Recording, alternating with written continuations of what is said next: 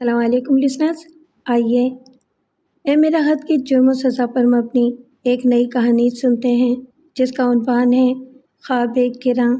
تو آئیے شروع کرتے ہیں۔ آخرکار میں وکیل بن گیا۔ میرے مرحوم والد کے ایک دوست مرزا ابرار احمد بھی تھے جو بڑے سینئر فوجداری وکیل تھے۔ میں نے ان سے درخواست کی کہ مجھے اپنے ساتھ کام کرنے کا موقع دیں تاکہ مجھے تھوڑا بہت عدالتی تجربہ بھی حاصل ہو جائے۔ ویسے میرا ارادہ خود اپنی پریکٹس شروع کرنے سے پہلے بیرون ملک جا کر بارٹ لا کی ڈگری حاصل کرنے کا تھا، لیکن جب تک اس سلسلے میں ضروری انتظامات ہوں کچھ دن تک وکالت کے پریکٹیکل پہلو دیکھنے میں کوئی مذائقہ نہیں تھا۔ یہ ان دنوں کی بات ہے جب ابرار احمد صاحب کے پاس ایک کیس آیا۔ ایک مسمات شاہینہ تبسم پر الزام عائد کیا گیا تھا کہ اس نے اپنے شوہر کو قتل کر کے تمام مال و جائیداد اپنے قبضے میں کر لیا ہے۔ اس نے اپنے عزیز و اقارب کی مرضی کے خلاف شاہینہ سے شادی کر لی، جبکہ اس کی منگنی اس کی چچا زاد بہن سے کئی برس پہلے ہی ہو گئی تھی اور جلد ہی اس کی شادی متوقع تھی۔ بابر اعوان کو شاہینہ تبسم نہ جانے کہاں سے ملی، کن حالات میں ملی کہ اس ملاقات کو ایک ماہ بھی نہیں گزرا تھا کہ دونوں کی شادی کی خبر اہل خاندان پر بجلی بن کر گری۔ نتیجے میں سب نے قطع تعلق کر لیا۔ بابر اعوان کو اس کی کوئی پرواہ نہیں تھی۔ وہ اپنی بیوی کے ساتھ الگ گھر میں رہنے لگا جسے خرید کر اس نے شاہینہ کے نام کر دیا تھا۔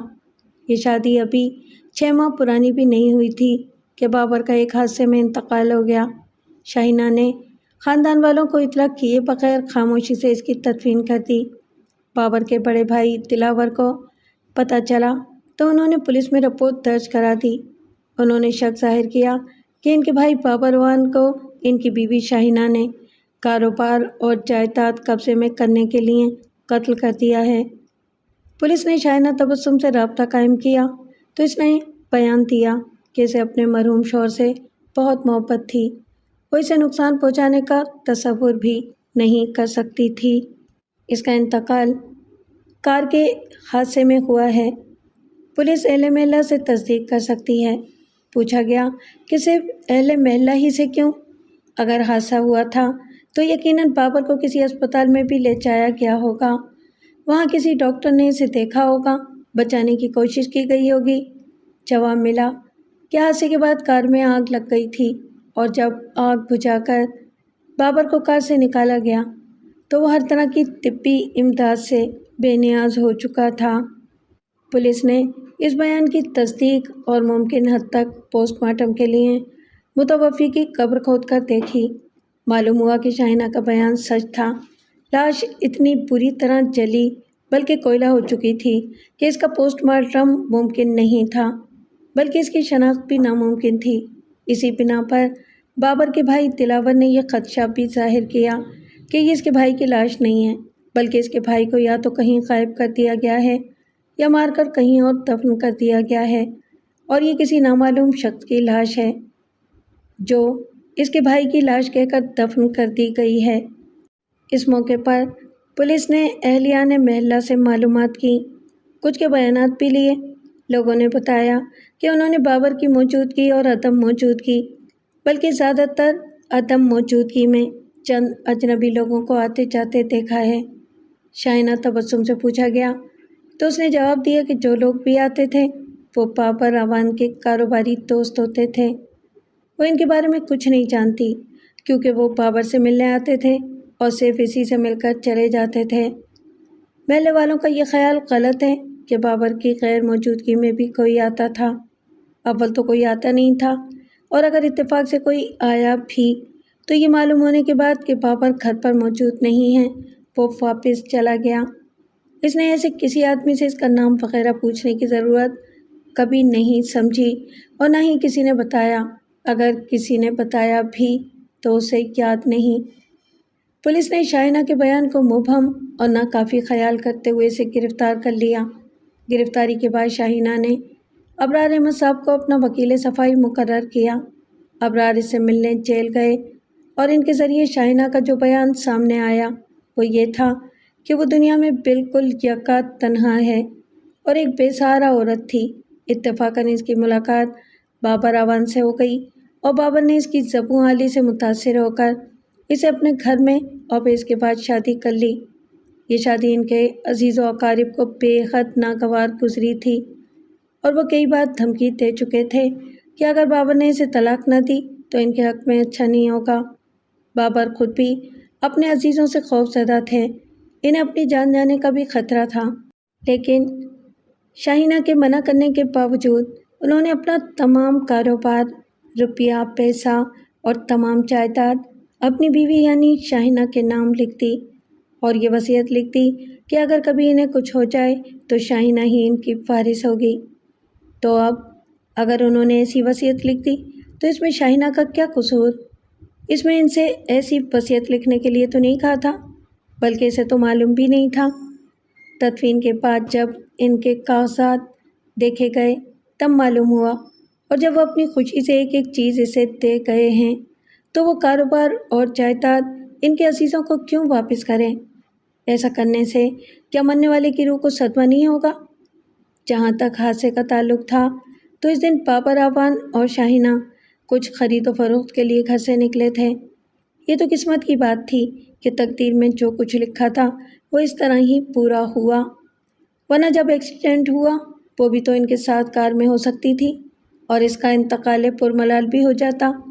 لیکن شاپنگ کے دوران بابر کو اچانک یاد آیا کہ انہوں نے اپنے ایک دوست سے ملاقات کا وقت لے رکھا ہے، چنانچہ وہ شاہینہ کو فیروز پور روڈ پر اتار کر یہ کہہ کر چلے گئے کہ جب تک وہ شاپنگ کرے گی وہ تھوڑی دیر تک واپس آ جاتے ہیں، لیکن پھر انہیں واپس آنا نصیب نہیں ہوا۔ سمندری روڈ پر ایک رکشے کو بچاتے ہوئے ان کا ایکسیڈنٹ ہو گیا اور اس کے ساتھ ہی کار میں آگ لگ گئی اور وہ اسی آگ میں جل کر مر گئے۔ مقدمہ عدالت میں پیش ہوا۔ میں ابرار صاحب کے حکم پر ایک دوسرے کیس کے سلسلے میں ضروری کاغذات کی تیاری میں مصروف تھا، اس لیے مقدمے کی کئی ماہ پر پھیلی ہوئی سماعت کے باوجود ایک دن بھی سامعین میں بیٹھنے کا اتفاق نہیں ہوا۔ صرف ایک دن ابرار صاحب سے برسبیل تذکرہ اس موضوع پر گفتگو ہوئی تھی۔ شاہینہ نے اپنے شوہر کو بذات خود قتل نہیں کیا، یہ بات تو قطعی واضح ہے۔ میں نے ابرار احمد سے پوچھا، لیکن کیا وہ اس قتل میں کسی بھی طرح ملوث ہے یا نہیں؟ گویا تم یہ پوچھنا چاہتے ہو کہ میری موکلہ مجرم ہے یا نہیں؟ ابرار احمد صاحب مسکرائے۔ ہر وکیل اپنے موکل کے بارے میں، مجرم یا بے گناہ ہونے کے بارے میں اپنی رائے ضرور رکھتا ہے، چاہے وہ رائے درست ہو یا غلط۔ میری اپنی رائے یہ ہے کہ ثبوت اور شواہد سے قطع نظر شاہینہ ایک بہت ہی چالاک، ذہین اور مکار عورت ہے، دولت کی حریص، بے حد لالچی، مگر اس کے ساتھ ہی بڑی کمال کی فنکارہ۔ موقع محل کے اعتبار سے خود کو ایسے انداز اور حیثیت سے پیش کرتی ہے جو دیکھنے اور سننے والے کو اس کے حق میں متاثر کر سکے۔ اس لیے مجھے کوئی حیرت نہ ہوگی اگر بابر اعوان کے حادثے اور بعد ازاں اس کی موت میں شاہینہ کا بالواسطہ ہاتھ ہو۔ ایسی صورت میں کیا یہ مناسب ہے کہ ہم اس کی پیروی کریں؟ کیوں نہیں؟ عدالت میرے گمان و یقین پر تو مقدمے کا فیصلہ نہیں کرے گی، بابر اعوان صاحب نے جواب دیا۔ لیکن یہ جانتے ہوئے کہ ایک فرد مجرم ہے، اپنی تمام تر صلاحیتوں اور قانونی منہ شگافیوں سے اس کی صفائی پیش کرنا، کیا انصاف کی آنکھوں میں دھول جھونکنا اور دوسرے افراد کو یہ یقین دلانا نہیں ہوا؟ اگر وہ بھی کبھی دانستہ یا نادانستہ جرم کر بیٹھیں تو قانون ان کا بھی کچھ نہیں بگاڑ سکے گا۔ یہ ہمارے عدالتی نظام کا المیہ ہے۔ پہلے مدعی، مدعا علیہ اور عدالت کے درمیان صرف ایک قوت تھی، وہ جو مدعا علیہ کی حاضری کو یقینی بناتی تھی اور فیصلے کے بعد سزا کے نفاذ کی ذمہ دار تھی۔ مگر سوسائٹی کے اس بااثر طبقے نے جو جرم کرنے کے باوجود سزا پانا نہیں چاہتا، ایک اور طبقے کو جنم دیا، پھر قانون ساز اداروں کے ذریعے اس فرد کی ضرورت کو اور ناگزیر کر دیا، اور یہ وہ فرد ہے جو خود عدالتوں کو قانونی تشریحات کے پہلو سمجھاتا ہے، سیدھے سادے شواہد اور گواہوں میں ایسی الجھنیں پیدا کرتا ہے کہ ان سے اپنی مرضی کے مطابق نتائج اخذ کر سکے اور عدالت کو باور کرا سکے کہ ایسا کرنا اس طبقے کی معاشی مجبوری ہے جسے وہ پیشہ ورانہ ذمہ داری کا نام دیتا ہے۔ تو میرے عزیز، جب تک یہ 5واں کالم موجود ہے، دنیا کے کسی بھی ملک یا کسی بھی قانون سے ان پیچیدگیوں، حصول انصاف کی دشواریوں اور قانون کی من مانی موشقافیوں کو ختم نہیں کیا جا سکتا۔ سچ ہے، میں نے جواب دیا، لیکن اس میں کمی ضرور کی جا سکتی ہے۔ وہ کس طرح؟ اس طرح کہ ہم وکیل سے وہ کیس ہاتھ میں لیں جس میں اپنے موقف کے باوجود ہمیں یقین ہو، اگر ہم وکیل صفائی ہیں تو ہمیں اعتماد ہو کہ ہم جسے بے گناہ ثابت کرنا چاہتے ہیں وہ واقعی بے گناہ ہیں، اور وکیل استغاثہ ہوں تو ہمیں یقین ہو کہ ہم ملزم کے مخالف بول رہے ہیں اور اس نے واقعی جرم کیا ہے۔ آپ اعتراض کرنے کی کوشش نہ کریں، میں جانتا ہوں کہ اس طریقہ کار میں بہت سی خامیاں ہو سکتی ہیں، لیکن ان تمام خامیوں کے باوجود اگر ہم متفقہ طور پر اس پر عمل کرنے کا فیصلہ کر لیں تو لوگ جرم کرنے سے پہلے 100 بار سوچیں گے۔ انہیں پتہ ہوگا کہ ان کی دولت بھی ان کے لیے کوئی حمایتی نہیں خرید سکے گی۔ نتیجے میں جرائم کم ہوں گے، عدالتی طریقہ کار آسان ہو جائے گا، مقدمات کی طوالت مختصر ہو جائے گی۔ ابرار صاحب تو میرے استدلال سے کیا متفق ہوتے، مگر میں نے اپنے طور پر یہی طریقہ کار اپنایا تھا۔ چنانچہ سب سے پہلے تو اس کیس کے سلسلے میں معذرت چاہی، جس کی تیاری کا کام انہوں نے میرے سپرد کر رکھا تھا۔ پھر شاہینہ کے مقدمے کے فیصلے والے دن سامعین کی سب سے آخری نشست پر جا کر بیٹھ گیا۔ اس دن میں نے پہلی مرتبہ ملزمہ شاہینہ کو دیکھا۔ وہ بہت حسین عورت تھی۔ اس کے حسن میں ایک جادو تھا، خد و خال میں ایک ایسی معصومیت تھی جو دل پر اثر کیے بغیر نہیں رہتی، لیکن نگاہوں میں ایک چمک بھی تھی، اور اس نے جب بھی عدالت میں موجود مقتول بابر کے بھائی دلاور کی طرف دیکھا، میں نے اس چمک کو بجلی کی طرح گرتے ہوئے محسوس کیا۔ عدالت نے اپنے فیصلے میں مقدمے کے دونوں پہلوؤں کا جائزہ لیا، یہ تسلیم کیا کہ بابر اعوان کے ایکسیڈنٹ کے سلسلے میں مشکوک عوامل موجود ہیں۔ اس کی کار کے بریک خراب کیے گئے تھے، حادثے کے فوراً بعد آگ لگ جائے اس کے لیے پیٹرول کا ایک ڈبہ بونٹ کے اندر رکھ دیا گیا تھا، مگر یہ کام براہ راست ملزمہ نے کیا، نہ ہی یہ ثابت کیا جا سکا کہ ملزمہ نے تمام کاروبار اور جائیداد کی وصیت اپنے نام کرانے کے لیے مقتول کو اس پر اکسایا تھا۔ نیز ملزمہ کے کار سے اتر جانے یا اتارے جانے کے سلسلے میں بھی کوئی ٹھوس ثبوت یا گواہ سامنے نہیں آیا تھا کہ ایسا ملزمہ نے ارادتاً کیا تھا۔ اس لیے عدالت اپنے سامنے موجود تمام حقائق کی بنیاد پر ملزمہ کو شک کا فائدہ دیتے ہوئے بری کرتی ہے۔ فیصلے کے دوسرے دن میں نے ابرار احمد صاحب کو استعفیٰ پیش کر دیا، چونکہ میرے انگلینڈ جانے کے انتظامات مکمل ہو گئے تھے، اس لیے میں ان کے ساتھ مزید کام نہیں کر سکتا تھا، کیونکہ اگلے ہی ماہ میں بارڈ لا کی تعلیم کے لیے انگلستان روانہ ہو چکا تھا۔ انگلینڈ میں مجھے کچھ دنوں تک شاہینہ اور اس کے مقدمے کا خیال رہا۔ اس کے بعد میں نے اپنی تعلیمی اور روزمرہ کی دوسری مصروفیات میں اسے تقریباً فراموش کر دیا۔ ہم مشرق کے نیم ترقی یافتہ یا ترقی پذیر ممالک کے باشندوں کے لیے لندن اور اس کے جاگتے شب و روز کی رنگینیاں اور دلچسپیاں بڑی سحر انگیز ثابت ہوتی ہیں۔ وہاں کے حالات اور انداز معاشرت میں انجذاب کی بڑی زبردست خصوصیت ہوتی ہے۔ یہی وجہ ہے کہ اچھے بھلے مشرقی طالب علم بھی جب اپنی تعلیم مکمل کر کے وہاں سے واپس آتے ہیں تو برسوں نہیں تو مہینوں تک ان کی باتوں، ان کے طور طریقوں سے انگریزیت کی بو آتی رہتی ہے، اور ان میں خاصی تعداد ان نوجوانوں کی ہوتی ہے جو اگر وہاں سے کوئی انگریز بیوی لے کر نہیں بھی آتے تو 2-4 مشقوں کی رنگین یادیں ان کے ساتھ ضرور لپٹی رہتی ہیں۔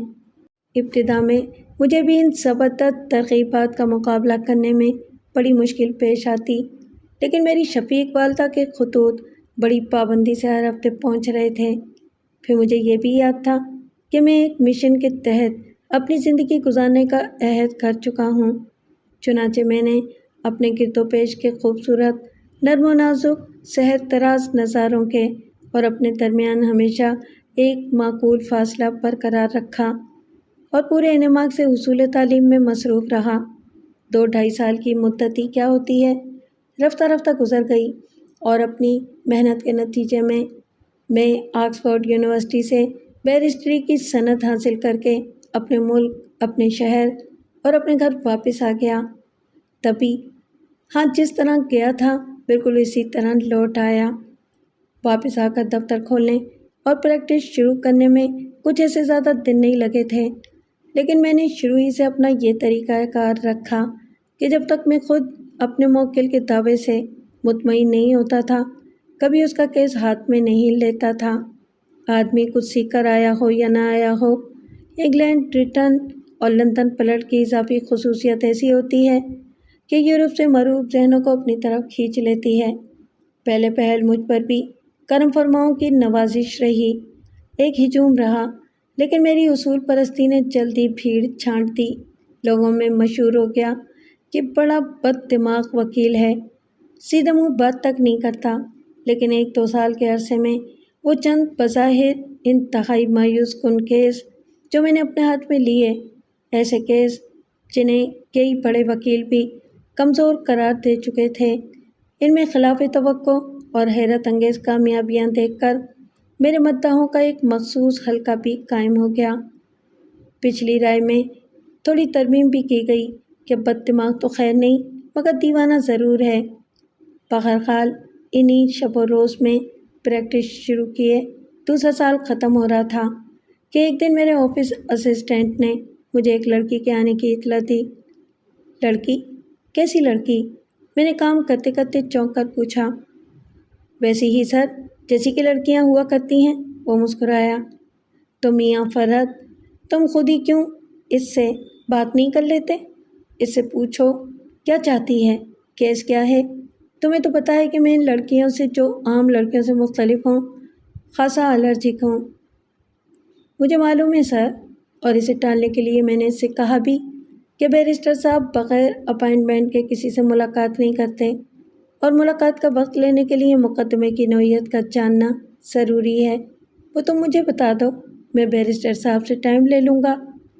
مگر وہ صرف آپ ہی سے بات کرنا چاہتی ہے۔ اس نے یہ بھی کہا کہ اگر آپ کو کچھ تعامل ہو تو آپ کو اشتیاق حسین دہلی والوں کا حوالہ دے دوں۔ کیا؟ میں نے چونک کر دوبارہ فرحت کی طرف دیکھا۔ اشتیاق حسین دہلی والے؟ جی ہاں، اس لڑکی نے تو یہی نام لیا تھا، اور اگر یہی اشتیاق حسین تھے تو اس نے بالکل درست نام لیا تھا۔ میرا دماغ بڑی تیزی سے ماضی کی برگردانی کر رہا تھا۔ اب سے 10-12 سال پہلے جب میرے والد حیات تھے تو انکل اشتیاق ہماری پرانی کوٹھی کے نزدیک ہی رہا کرتے تھے اور والد صاحب کے اچھے دوستوں میں شامل تھے۔ کامیاب بزنس مین تھے، اور جہاں تک مجھے یاد پڑتا ہے آٹو پارٹس کے امپورٹر اور ڈیلر تھے۔ بندر روڈ پر ان کی بہت بڑی دکان تھی۔ جی ہاں، میں دراصل ابو ہی کے سلسلے میں آپ کے پاس آئی تھی، شہناز نے جواب دیا۔ کیوں؟ خیریت؟ خیریت ہوتی تو میں آپ کے دفتر کیوں آتی؟ تجدید ملاقات کے لیے تو گھر زیادہ مناسب ہوتا ہے، شہناز نے بڑے اداس لہجے میں کہا۔ ہم لوگ ایک بڑی پریشانی میں مبتلا ہیں۔ ایک عورت ہمارے لیے قیامت بن گئی ہے۔ اس نے پہلے امی کو گھر سے نکالا، پھر ابو کو پاگل قرار دے کر ایک مینٹل ہاسپٹل میں داخل کرا دیا، اور اب وہ ان کے کاروبار، اتنی محنت سے بنائی ہوئی جائیداد پر قبضہ کر کے بیٹھ گئی۔ اس کے حسن اور ابو کی دولت نے اسے اتنے اثر و رسوخ کا مالک بنا دیا ہے کہ اس کے مقابلے میں کوئی ہماری مدد کرنے یا بات سننے پر تیار نہیں۔ اب تک اس پر مقدمہ کرنے کے لیے 3 وکیلوں سے رجوع کر چکی ہوں۔ وہ ہمارا کیس لے لیتے ہیں، مگر اس سے پہلے کہ کوئی عملی کارروائی شروع ہو، اندر ہی اندر نہ جانے کیا ہوتا ہے کہ وہ مقدمے کی پیروی سے دستبردار ہو جاتے ہیں۔ مجھے یقین ہے کہ وہ عورت انہیں بڑی بڑی رقمیں دے کر ہمارے مقدمے کی پیروی سے روک دیتی ہے۔ میں حیرت سے شہناز کی باتیں سن رہا تھا۔ مگر یہ سب کچھ کیسے ہوا؟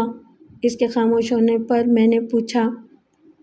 میرے ذہن میں انکل اشتیاق کی جو یادیں محفوظ ہیں، ان کی روشنی میں میرا خیال ہے کہ وہ ایسے آدمی تو نہ تھے کہ کوئی عورت انہیں کیوں اپنے قابو میں کر لے۔ جب تقدیر پرکشتہ ہو جائے تو قانونی باتیں بھی ممکن ہو جاتی ہیں۔ میں تو بالکل مایوس ہونے لگی تھی کہ ابھی کسی نے آپ سے رجوع کرنے کا مشورہ دیا، اور جب آپ کے بارے میں پوچھنے پر مجھے یہ معلوم ہوا کہ آپ تو ابو کے دوست الیاس احمد صاحب کے صاحبزادے ہیں، تب ایک نا امید سی بندھی کہ شاید آپ ہمیں ہمارا حق دلوا سکیں، اور میں آپ کے پاس چلی آئی۔ آپ پریشان نہ ہوں، میں نے اسے تسلی دی۔ اطمینان سے پوری تفصیل بتائیں۔ حالات جاننے سے پہلے میں کوئی وعدہ تو نہیں کر سکتا، مگر اطمینان ضرور دلا سکتا ہوں کہ میں قابل فروخت نہیں ہوں۔ تفصیل کچھ زیادہ نہیں ہے، شہناز نے جواب دیا۔ میں اس سے زیادہ تفصیل میں جانے کی ضرورت نہیں سمجھتی۔ مختصر یہ ہے کہ شمسا نے 6 ماہ کے اندر اندر امی کو اس گھر سے نکال باہر کیا جہاں انہوں نے اپنی ازدواجی زندگی کے 30 سال گزارے تھے، اور پھر جب میدان بالکل صاف ہو گیا تو خدا جانے شمسا نے کون سے ہتھ کنڈے استعمال کیے۔ رفتہ رفتہ ابو کو کوئی ایسی دوا دی کہ وہ کچھ عجیب سی حرکتیں کرنے لگے جو ایک نارمل آدمی نہیں کرتا۔ ان کے دل و دماغ پر نہ جانے کس طرح شمسا نے یہ وہم ان کے دل میں بٹھا دیا کہ امی ان کی جان کی دشمن بن چکی ہیں اور انہیں قتل کرنا یا کرانا چاہتی ہیں۔ جلد ہی انہوں نے گھر سے نکلنا بھی چھوڑ دیا۔ وہ ہر وقت کمرے میں بند رہنے لگے۔ کاروبار اس عورت نے سنبھال لیا اور وہ دکان جانے لگی۔ تمام لین دین اس کے حکم سے ہونے لگا۔ ابو نے اس کے نام پاور آف اٹارنی تحریر کر دی۔ پھر ایک دن شمسا نے یہ دعویٰ کرتے ہوئے کہ ابو 2-3 مرتبہ اپنی جان لینے کی کوشش کر چکے ہیں، انہیں اپنے مقرر کردہ ڈاکٹروں کے ایک بورڈ کے سامنے چیک اپ کے لیے پیش کیا، اور ان ڈاکٹروں نے متفقہ فیصلہ دیا کہ ابو ذہنی اعتبار سے قطعی نارمل نہیں ہیں۔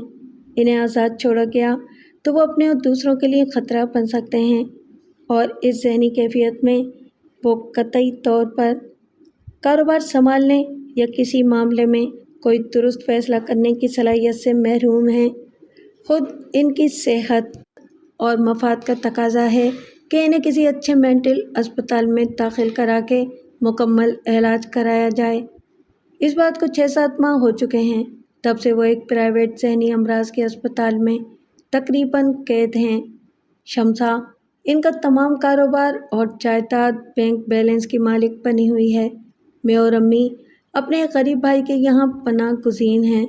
شمسا نے امی کو گزارا کرنے کے لیے 2000 روپے ماہانہ کی پیشکش کی تھی، مگر امی نے انکار کر دیا۔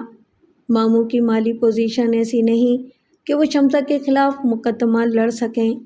میں نے ملازمت کر کے کچھ رقم پس انداز کی ہے، تو کوئی وکیل یہ کیس ہاتھ میں لینے کے لیے تیار ہی نہیں۔ میں نے پوری توجہ سے شہناز کی داستان سنی، اور نہ جانے کیوں مجھے بغیر کسی ارادے یا کوشش کے چند سال پہلے کی شائنہ تبسم یاد آ گئی۔ شہناز نے مجھے خاموش دیکھا تو پوچھا، آپ کیا سوچنے لگے؟ تمہارے پاس اس عورت شمسا کی کوئی تصویر ہوگی؟ میں نے چونکتے ہوئے سوال کیا۔ ہونا تو نہیں چاہیے تھی، مگر مجبوری یہ ہے کہ ابتدائی ماہ کچھ ایسے فوٹو بھی ابو نے کھینچ لیے تھے جن میں وہ اور امی ساتھ ساتھ موجود ہیں۔ وہ البم میرے پاس ہے، آپ چاہیں تو دیکھ سکتے ہیں۔ میں ابھی تمہارے ساتھ چل رہا ہوں، میں نے کرسی سے اٹھتے ہوئے کہا۔ آنٹی سے ملاقات بھی ہو جائے گی اور فوٹو بھی دیکھ لوں گا۔ اور مقدمے کے بارے میں کیا کہتے ہیں؟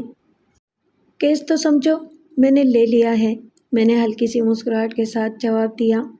فوٹو دیکھ کر میں صرف یہ فیصلہ کرنا چاہتا ہوں کہ یہ کیس لانے کے لیے مجھے تم سے فیس لینا ہوگی یا تمہیں دینا ہوگی۔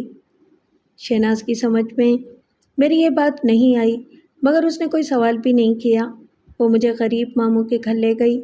میں نے آنٹی کو ایک مدت کے بعد دیکھا تھا۔ ان کا جو سراپا میری یادداشت میں محفوظ تھا، وہ اسے بالکل مختلف نظر آ رہی تھیں۔ دبلی پتلی نحیف زرد چہرہ، بجھی سی، جیسے انہیں اب زندہ رہنے کی کوئی آرزو نہ رہی ہو۔ بڑی شفقت سے ملی، گلے سے لگایا، سر پر ہاتھ پھیر کر دعائیں دیں۔ شہناز البم نکال لائی اور جلدی جلدی برگردانی کرتے ہوئے ایک تصویر میرے سامنے کر دی۔ میرا اندازہ درست نکلا۔ نگاہ اٹھا کر دیکھا تو شاہینہ تبسم کم و بیش اسی رنگ و روپ کے ساتھ مسکرا رہی تھی۔ تیسری گھنٹی پر ریسیور اٹھا لیا گیا۔ ہیلو، میں نے کبھی اس کی آواز نہیں سنی تھی، مگر یقین ہو گیا کہ وہی بول رہی ہے۔ ہیلو، میں امتیاز بات کر رہا ہوں، ذرا اشتیاق بھائی کو بلا دیں۔ کون امتیاز؟ محتاط لہجے میں اس نے پوچھا۔ کیا آپ شمسہ بھابھی بول رہی ہیں؟ ہاں، میں شمسہ ہوں، مگر میں نے آپ کو نہیں پہچانا۔ کوئی حیرت کی بات نہیں، اشتیاق بھائی دوستوں کے معاملے میں ذرا ڈرپوک ہیں۔ وہ اپنی بیوی سے دوستوں کو چھپاتے ہیں اور دوستوں سے بیوی کو۔ یقیناً انہوں نے آپ سے ذکر نہیں کیا ہوگا۔ آپ سے پہلے جب گھر میں بڑی بھابھی ہوا کرتی تھیں تو انہیں اپنے شوہر کے دوستوں سے بڑی چڑ تھی۔ اشتیاق بھائی ان کے سامنے اپنے کسی دوست کا نام تک نہیں لیا کرتے تھے، مگر میرا خیال تھا کہ آپ ان سے مختلف ہوں گی، اور اشتیاق نے کم از کم اپنے قریبی دوستوں سے تو متعارف کرا دیا ہوگا۔ جی نہیں، انہوں نے کبھی مجھے آپ کے بارے میں نہیں بتایا۔ تو کوئی بات نہیں، میں اپنا تعارف خود کرائے دیتا ہوں، میں نے جواب دیا۔ میں اشتیاق کا بچپن کا دوست ہوں، ہم لوگ میٹرک تک کلاس فیلو بھی رہے ہیں۔ پھر میں اپنے چچا کے ساتھ لندن چلا گیا اور اب تقریباً 35 سال کے بعد وطن واپس آیا ہوں۔ میرا مطلب ہے کہ مستقل طور پر، ورنہ ویسے تو آنا جانا ہوتا رہا۔ وہاں افریقہ میں سونے کی کانوں میں میری پارٹنرشپ تھی، لیکن اب میں اپنے تمام کاروبار کو سمیٹ کر باقی زندگی اپنے شہر میں گزارنے واپس آ گیا ہوں۔ آپ میرے بارے میں کیسے جانتے ہیں؟ لہجہ دفعتاً بڑا نرم اور سریلا ہو گیا تھا۔ تقریباً 8-9 ماہ پہلے اشتیاق نے مجھے خط لکھا تھا، جس میں اس نے دوسری شادی کرنے اور جن حالات اور وجوہات کے تحت یہ شادی ہوئی اس کی تفصیل سے آگاہ کیا تھا۔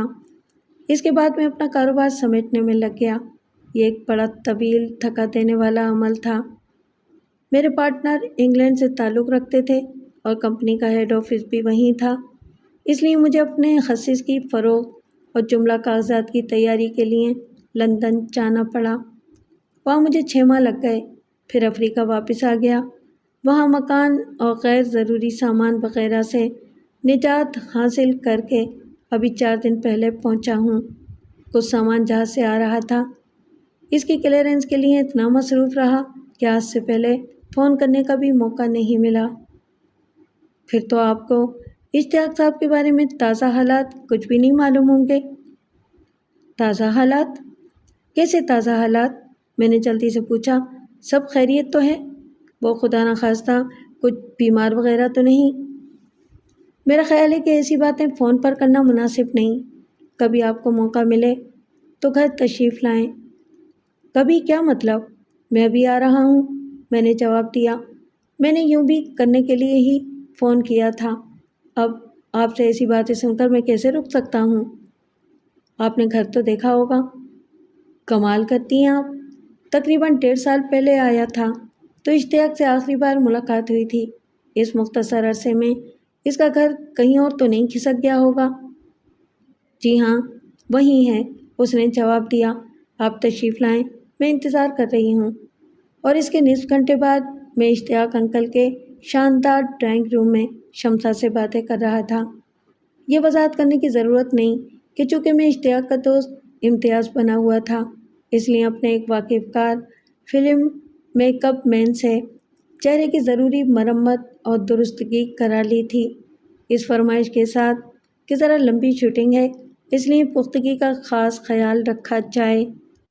مجھے اس کے گھر پہنچنے میں آدھے گھنٹے سے زیادہ نہیں لگا تھا، مگر اس ماہر فن اداکارہ نے اتنے ہی عرصے میں اپنا پورا رول تیار کر لیا تھا۔ میں پہنچا تو اس نے بڑے سادہ سے سیاہ لباس میں چہرے پر ضروری اور مناسب مقدار میں افسردگی کے ساتھ میرا استقبال کیا۔ پتہ نہیں امتیاز صاحب، اس نے ایک ٹھنڈی سانس لیتے ہوئے کہا، تقدیر کبھی کبھی اتنی ظالم اور ستم شریف کیوں ہو جاتی ہے کہ جہاں ہمیں خوشی کا کوئی لمحہ میسر آنے لگتا ہے وہ اس خوشی میں غم کا زہر کھول دیتی ہے۔ میری پوری زندگی غم و خوشی کی اسی دھوپ چھاؤں میں گزری ہے اور کوئی ایک گھڑی بھی مجھے ایسی یاد نہیں آتی کہ میں آنسو بھرے بغیر کسی مسرت کو گلے لگا سکی ہوں۔ اتنی حالات سے عاجز آ کر خودکشی کرنے جا رہی تھی، آپ کے دوست اشتیاق صاحب کی کار سے ٹکرا گئی۔ انہوں نے بڑی انسانی ہمدردی سے کام لیا، مجھے اسپتال لے گئے، علاج کرایا اور بعد میں میری داستان سن کر مجھے سہارا دینے کی پیشکش کی۔ میں نے سمجھا کہ آخر کار تقدیر کو مجھ پر رحم آ گیا ہے، شاید ہم دونوں ایک دوسرے کی محرومیوں کا ازالہ بن جائیں۔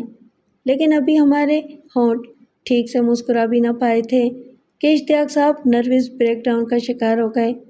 ان کا ذہنی توازن خراب ہو گیا اور اب وہ ایک مینٹل اسپتال میں زیر علاج ہیں۔ میں نے اپنی طرف سے پوری ہمدردی کا اظہار کیا۔ شمسا رونے لگی تو اسے نرمی سے سمجھایا، تسلی دی اور کافی دیر تک دلچسپی سے اس کے ساتھ باتیں کرتا رہا تاکہ اس کے دل کا بوجھ کچھ ہلکا ہو جائے۔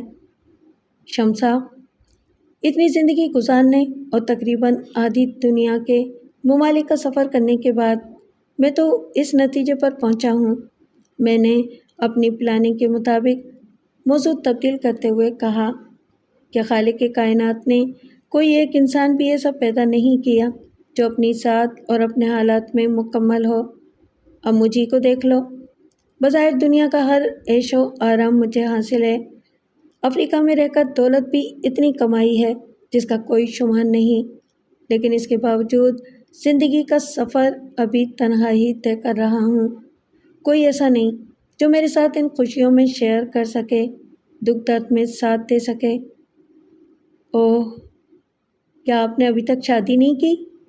شمسا نے بڑی حیرت سے پوچھا۔ جی نہیں۔ ایسا کیوں؟ بس جب عمر تھی تو زندگی بنانے کی دھن میں لگا ہوا تھا، اور جب زندگی بننے لگی تو جو بھی ملا دولت کا پجاری ملا، جس پر اعتماد کیا اسی نے دھوکہ دیا۔ پھر تو یہ ایک بہت بڑا المیہ ہے، شمسا نے جیسے میری محرومی سے پریشان ہوتے ہوئے کہا۔ کیا آپ کے پاس سب کچھ ہے لیکن کوئی ہمدرد مخلص ساتھی نہیں؟ جی ہاں، یہ المیہ تو ہے، مگر کیا کیا جائے؟ نہیں، اب ایسی بھی کوئی بات نہیں ہے، شمسا مسکرائی۔ آپ اجازت دیں تو میں کوشش کروں؟ جی نہیں، اب ہر شخص تو اشتیاق بھائی کی طرح خوش نصیب نہیں ہو سکتا نا، میں نے اٹھتے ہوئے جواب دیا۔ مجھے اب اجازت دیں اور اب مجھے اسپتال کا پتہ بتا دیں جہاں میرا دوست زیر علاج ہے، ذرا جا کر مزاج پرسی تو کر لوں۔ ان کے پاس جانے کا کوئی فائدہ نہیں ہے، شمسا نے بھی اٹھتے ہوئے کہا۔ وہ کسی کو پہچانتے نہیں ہیں اور نہ کسی سے بات کرتے ہیں، پھر بھی اگر آپ انہیں دیکھنا چاہتے ہیں تو شام کو میرے پاس آ جائیں، میں آپ کو اسپتال لے چلوں گی۔ بڑی عجیب اور دلچسپ صورتحال تھی۔ اگر انکل اشتیاق کو زبردستی پاگل بنایا گیا تھا تو وہ یقیناً کچھ نہ کچھ ہوش میں ہوں گے اور اس قابل ضرور ہوں گے کہ اپنے بچپن کے دوست اور کلاس فیلو کو پہچان سکیں۔ یہ بات مجھ سے زیادہ شمسا جانتی تھی، چنانچہ میں اس لیے انکل کے سامنے نہیں پڑھنا چاہتا تھا کہ کہیں وہ پہچان نہ لیں اور ان کے کسی بھی رد عمل سے میرا پلان چوپٹ ہو جائے۔ یہی اندیشہ شمسا کو تھا کہ اگر اشتیاق اپنے جگری یار کو دیکھ کر جوش میں آ گئے اور انہوں نے اپنی جبری دیوانگی کا سارا بھانڈا پھوڑ دیا تو کیا ہوگا؟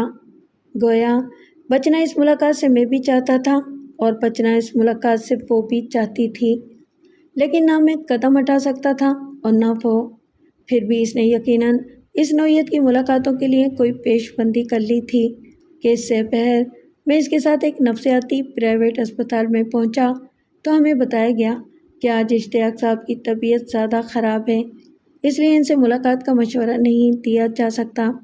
میں نے کہا کہ اچھا، دور سے ایک نظر دیکھنے کا موقع ہی دے دیں، تو اس کی اجازت مل گئی۔ انکل اشتیاق بظاہر اپنے بستر پر لیٹے ہوئے تھے، مگر ان کے کمرے کو دیکھ کر یہ اندازہ لگایا جا سکتا تھا کہ کم از کم اس قید کو آرام دہ بنانے میں شمسا نے کوئی کسر نہیں چھوڑی تھی اور سر دست میں اتنا ہی دیکھنا چاہتا تھا۔ اب وہ وقت جو ملاقات میں صرف ہونا تھا ہمارے پاس بچ رہا تھا، تو اسے کارآمد بنانے کے لیے میں نے کسی اچھے اور پرسکون کیفے میں چائے پینے کی پیشکش کی، جسے شمسا نے منظور کر لیا۔ اس وقت بظاہر دونوں کا ارادہ یہی تھا کہ چائے پی کر اپنی اپنی راہ لیں، مگر کچھ ایسی باتیں چھڑ گئیں، شاید دونوں طرف سے ارادتاً، کہ یہ ملاقات رات کے کھانے تک لمبی ہو گئی، اور جب رات کے 11:30 بجے تو ہم ایک دوسرے سے رخصت ہوئے اور اگلے دن ملاقات کا پروگرام طے پا چکا تھا۔ پھر یہ ملاقاتیں روز ہونے لگیں اور 2 ہفتے بھی نہ گزرے تھے کہ ان کا نقطۂ عروج آ گیا۔ دیکھو شمسا، میں نے ایک شام اس کا ہاتھ تھامتے ہوئے کہا، تم اشتیاق سے خواہ کتنی ہی محبت کرتی ہو اور میرے دوست کے لیے میرے دل میں کتنی ہی عقیدت و احترام کیوں نہ ہو، مگر ٹھوس اور زندہ حقیقت یہ ہے کہ ایک شوہر اور ایک دوست دونوں حیثیتوں سے وہ اپنی افادیت ختم کر چکا ہے۔ اب وہ ہماری توجہ اور ہمدردی کا مستحق تو ضرور ہے، مگر اس سے زیادہ اور کچھ نہیں۔ محبت اور دوستی کے نام پر اسے یا کسی اور کو بھی ہم سے ہماری پوری زندگی چھیننے کا حق نہیں ہے۔ تمہیں بھی ایک سہارے کی ضرورت ہے اور مجھے بھی زندگی کے سفر میں ایک تم جیسا ساتھی چاہیے۔ پھر کیوں نہ ہم ایک دوسرے کا ہاتھ تھام لیں؟ مگر کیسے؟ میں ابھی تک اشتیاق کی بیوی ہوں، شمسا نے جواب دیا۔ تم اگر آمادہ ہو تو ایسی کوئی مشکل نہیں ہے جسے حل نہ کیا جا سکے۔ چلیے مان لیا، وہ مسکرائی، اس ضمن میں کچھ میری بھی مشکلات ہیں جنہیں حل کرنا پڑے گا۔ ضرور، میں نے اتفاق کیا، ہم شادی سے پہلے تمام پہلوؤں پر غور کر لیں گے۔ نہایت پوشیدہ طور پر میں نے شمسا کی طرف سے انکل اشتیاق کی ذہنی بیماری کی بنیاد پر خلا کا مقدمہ دائر کر دیا۔ اس کے بعد ہمارے درمیان کچھ باتیں ہوئیں۔ میں نے شمسا کو بھی اپنے مالی حالات کے بارے میں بتایا۔ میں نے اسے 10 بنگلوں کی لیز دکھائی جو میرے نام تھی، اور اسے ہر ماہ کرائے کی مد میں وصول ہونے والی آمدنی کا گوشوارہ اسے دکھایا، جو تقریباً 1 لاکھ سے زیادہ اعداد و شمار ظاہر کر رہا تھا۔ پھر میں نے اسے 3 بڑے بڑے بینکوں کی پاس بکیں دکھائیں جن میں میرے اکاؤنٹ میں لگ بھگ 1 کروڑ روپے جمع تھے۔ مزید میں نے اسے وہ شیئر سرٹیفکیٹ بھی دکھائے جن کی روح سے میں کسی منافع بخش کاروباری اداروں کے کم و بیش 40-50 لاکھ کے حصص کا مالک تھا۔ یہ سب شمسا کی توقع سے کہیں زیادہ تھا اور وہ بے حد متاثر نظر آ رہی تھی۔ یہ سب کچھ کرنے کے بعد میں نے کہا، ان میں سے جو کچھ چاہو اپنے نام کروا لو، مگر اس کی باعث شرط یہ ہوگی کہ اسے اشتیاق صاحب کے کاروبار اور جملہ املاک سے دستبردار ہونا پڑے گا۔ اشتیاق میرا بہترین دوست ہے، اس کے حوالے سے میں اس کی پہلی بیوی اور بیٹی کا دشمن بھی نہیں ہو سکتا، اس لیے کہ اگر میں اس کی حسین بیوی چھین رہا ہوں تو اس کا صلہ اتنا تو ادا کر دینا لازم ہے کہ انہیں ان کا جائز حق واپس کر دیا جائے۔ میں نے یہ بھی کہا کہ شمسا اس شرط پر آمادہ نہ ہوگی تو میں اپنے طور پر اپنے 3 بنگلے اور ان کی آمدنی بڑی بھابھی اور شہناز کے نام کر دوں گا، مگر پھر میرا اور شمسا کا آئندہ کو کوئی تعلق نہیں ہوگا۔ شمسا نے بظاہر سوچنے کی مہلت مانگی، مگر میں جانتا تھا کہ مچھلی کانٹا نگل چکی ہے۔ اب وہ صرف مجھے یہ جتانا چاہتی ہے کہ وہ مجھ سے شادی کرنے کے لیے کچھ ایسی بےتاب یا میرے مال و دولت کی اتنی زیادہ حریص نہیں کہ ایک اشارے پر پکے ہوئے پھل کی طرح گر پڑے۔ مجھے معلوم تھا کہ وہ 1 دن نہیں، 1 ہفتہ نہیں، 1 مہینہ سوچنے کا بہانہ کرے گی، نتیجہ وہی برآمد ہوگا جس کی مجھے امید ہے۔ دوسرے اندازے کے مطابق انکل اشتیاق کے کاروبار اور ان کے دوسرے اثاثہ جات کی مالیت کا کل تخمینہ 40-50 لاکھ ہوگا، اور شمسا ایسی احمق نہیں تھی کہ 40-50 لاکھ کی خاطر تقریباً 2.5-3 کروڑ کی آنے والی دولت کو ٹھکرا دے۔ وہ تو غالباً اسے اپنی پوری زندگی کا بہترین شکار خیال کر رہی ہوگی۔ میرا اندازہ درست نکلا تیسرے دن ملاقات ہونے پر شمسا نے آمادگی کا اظہار کر دیا اور اپنی طرف سے صرف یہ شرط عائد کی کہ وہ 3 بنگلے جو میں نے بیگم اشتیاق کے نام لکھنے کا ارادہ ظاہر کیا تھا اس کے نام لکھ دیے جائیں۔ مجھے بھلا کیا اعتراض ہو سکتا تھا؟ کوئی کاغذ پر روس اور امریکہ کی حکومتیں مانگے تو میں تو وہ بھی اس کے نام لکھ سکتا ہوں۔ اگلے 4 دن میں جملہ کاغذات کی تیاری مکمل ہو گئی۔ شمسا نے پاور آف اٹارنی واپس کر دی اور اس کی دستبرداری کی صورت میں بھابھی کو خود بخود وہ حیثیت حاصل ہو گئی جو ایسے حالات میں انہیں ہونا چاہیے تھی۔ پھر بھی میں نے ان کے مال و جائیداد پر کسی قسم کا کوئی مطالبہ نہیں کیا۔ اس کے بدلے میں کاغذات کا دوسرا سیٹ جس کی روح سے میرے 3 بنگلے شمسا کے نام کیے گئے تھے میں نے شمسا کے حوالے کر دیا۔ خیال تھا کہ خلا کے مقدمے میں اگلے ہفتے فیصلہ سنایا جانے والا تھا تو فیصلہ سنتے ہی اسی شام نکاح کر لیں گے۔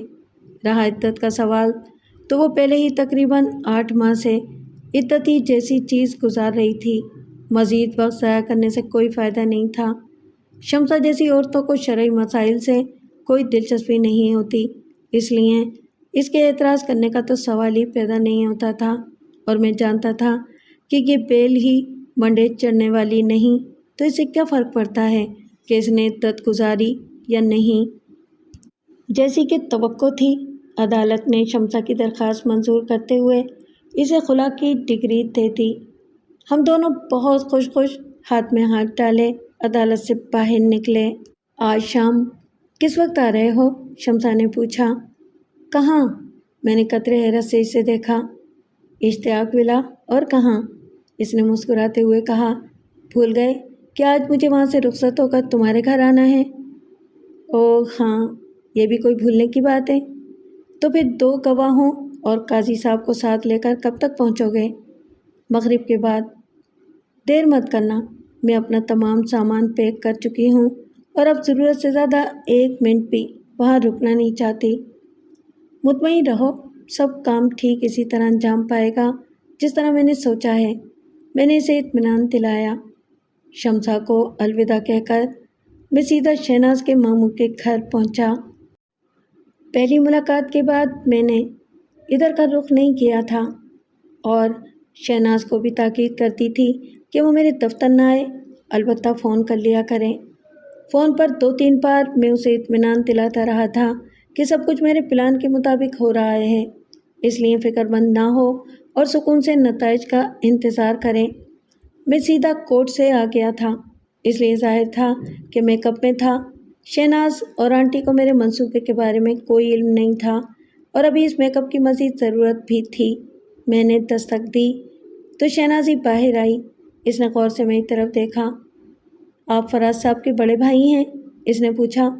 جی نہیں، میں نے سنجیدگی سے جواب دیا۔ تمہاری طرح فراز بھی اپنے والدین کی اکلوتی اولاد ہے۔ پھر آپ کون ہیں؟ اس نے سوال کیا۔ اس طرح باہر کھڑے ہو کر باتیں کرنا مناسب نہیں، آپ مجھے گھر میں آنے کی اجازت دیں تو اطمینان سے بیٹھ کر عرض کروں گا، میں نے جواب دیا۔ اب غالباً اس نے میرے لب و لہجے سے پہچان لیا تھا، لہٰذا اس کے ہونٹوں پر ہلکی سی مسکراہٹ نمودار ہوئی۔ تو یہ آپ ہیں؟ اس نے ہنستے ہوئے کہا۔ یہ کیا بحروب بنا رکھا ہے؟ بتاتا ہوں، پہلے گھر میں تو چلو، میں نے جواب دیا۔ اندر گھر میں جا کر اطمینان سے میں نے شہناز اور آنٹی کو شمسا کے بارے میں جو کچھ جانتا تھا بتایا۔ مختصر طور پر یہ بتایا کہ کس طرح 4-5 برس پہلے میں نے اسے ایک مقدمے کے دوران دیکھا، تب اس پر شوہر کو قتل کرنے کا الزام تھا، مگر ناکافی ثبوت کی بنا پر وہ سزا پانے سے بچ گئی۔ پھر دوسری مرتبہ اس کی تصویر ان کے البم میں دیکھی۔ اس بار اس نے ایک شریف انسان سے شادی کر کے اسے مینٹل ہاسپٹل پہنچا دیا تھا۔